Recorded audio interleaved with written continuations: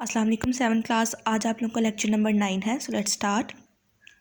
Okay, तो lecture number 9 में हम लोग पढ़ेंगे कटिंग एज टेक्नोलॉजीज़, जो कि है पेज नंबर 11 पे। कटिंग एज टेक्नोलॉजीज़ क्या है? द लेटेस्ट और the most advance stage in the development of the computer technology is known as cutting edge technology.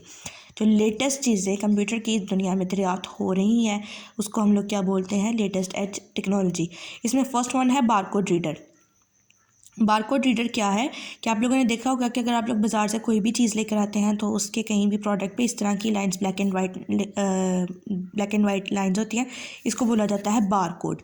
Barcode में हमारे पास 4 तरह की चीज़ें शामिल होती है, जिसमें होता है country of region, manufacture code, product name और उसके चेक डिजिट या वेरीफाई कोड होता है इसका।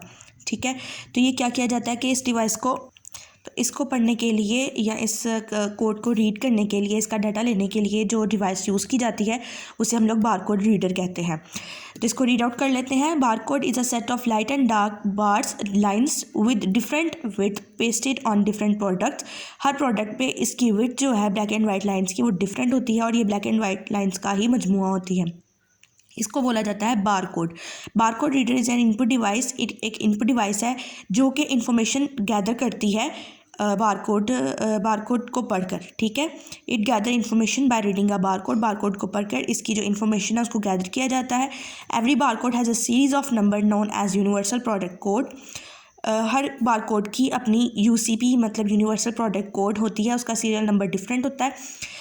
नेक्स्ट क्या है? It reflect the country of origin, manufactures code, products name and check digit to verify code. और एक हाश डिजिट होता है जिससे इसको वेरीफाई किया जाता है कि आया ये बारकोड ठीक भी है या नहीं। The next one is barcode reader is a laser scanning device. Laser scanning device है। Usually a barcode reader is attached to a computer. Computer के साथ इसको अटैच कर दिया जाता है। It translate the information stored in the form of barcode. barcode में जो information store की गई है वो इसको रीड आउट करता है, इसको ट्रांसलेट करता है और कंप्यूटर के अंदर स्टोर करता है। This information include batch number and product name etcetera. Batch number उसका क्या है, उसका प्रोडक्ट नेम क्या है, इस तरह की कुछ इन्फॉर्मेशन होती है जो कि कंप्यूटर में सेव कर ली जाती है। Barcode reader are mostly use in supermarket, pharmacy, libraries etcetera. ज़्यादातर कहाँ पे यूज़ होता है? सुपर मार्केट्स में इस्तेमाल होता है, फार्मेसी में इस्तेमाल होता है और लाइब्रेरीज़ में इस्तेमाल होता है। ये आप लोगों को कुछ बारकोड नज़र आ रहे होंगे, इस तरह से बारकोड रीडर होते हैं। Okay, the next one is fingerprint reader. Fingerprint reader क्या है? Fingerprint is an impression left by a finger और थंब। कोई भी इम्प्रेशन, हमारे थंब में इस तरह के कुछ इम्प्रेशंस होते हैं और हर बंदे का, हर इंसान का डिफरेंट इम्प्रेशन होता है इस तरह का।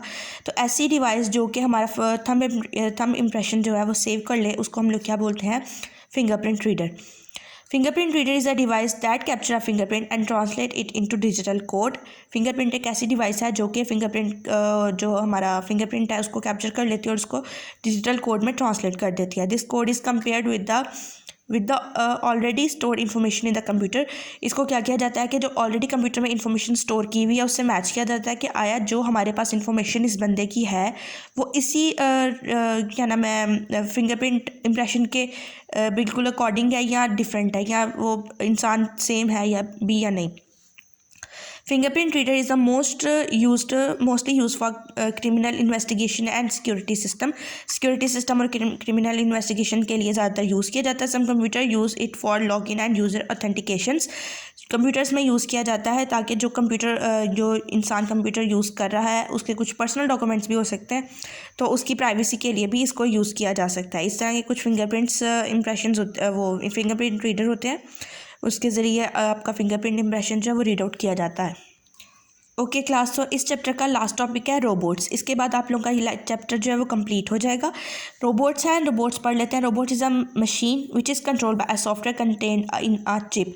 रोबोट एक मशीन की तरह के होते हैं। ठीक है, इसको एक सॉफ्टवेयर से कंट्रोल किया जाता है जो कि सॉफ्टवेयर किस में स्टोर होता है? चिप में।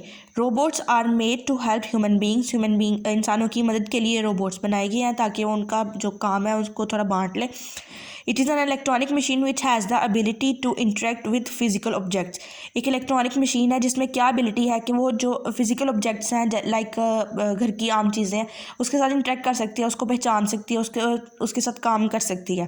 दे are also known as mechanical agent, इसको मैकेनिकल एजेंट्स भी कहा जाता है। Robot can perform task accurately and efficiently, robot को हम लोग जो टास्क देंगे वो बहुत ही अच्छे से और मतलब बगैर किसी गलती के उसको अच्छे से परफॉर्म कर सकता है। They are classified on the basis of their design and the work they do, इसको किस बेस पे क्लासिफाइड किया जा सकता है कि जो काम वो कर रहे हैं उसकी बेस पे, और उसको किस तरह से डिज़ाइन किया गया, मतलब किस काम को किस रोबोट को किस तरह से किस काम के लिए डिज़ाइन किया गया। Like this one is a dish wash robot. अब ये क्या करेगा, ये सिर्फ बर्तन धोने का काम कर सकता है क्योंकि इसको इसी काम के लिए डिज़ाइन किया है। डोमेस्टिक रोबोट है, रोबोट इज़ प्लेइंग म्यूज़िक। तो इस तरह से जो रोबोट जिस तरह के काम के लिए डिज़ाइन किया गया है वो वही काम अंजाम देगा। जिस तरह हमारे कंप्यूटर में जो सॉफ्टवेयर है वो कुछ खास कामों के लिए बनाए गए हैं, जो काम उनमें इंस्टॉल किया गया है, जो प्रोग्राम इनमें इंस्टॉल किया गया है वो सिर्फ वही काम करते हैं। इस तरह रोबोट्स का भी यही सिस्टम है, उनको जिस काम के लिए बनाया गया है वो सिर्फ वही काम करेंगे। The next one is robot are used in different field such as car manufacturing, medicine, military, transport etcetera. इन जगहों पे रोबोट यूज़ होता है। Manufacturing jobs are now perform by robots, बहुत सी फैक्ट्री जॉब्स जो हैं रोबोट से काम लिया जाता है इनका। Robot hand are widely used in factories, robotic hand जो है ज़्यादातर फैक्ट्रीज़ में यूज़ होते हैं। NASA is using robot for space exploration, space exploration के लिए भी नासा जो हमारी स्पेस कंपनी है वो भी इसको रोबोट्स को ही यूज़ कर रही है। ओके क्लास, तो आप लोगों का फर्स्ट चैप्टर हो गया कंप्लीट। आई होप आप लोगों को अच्छे से इसकी समझ आ गई होगी।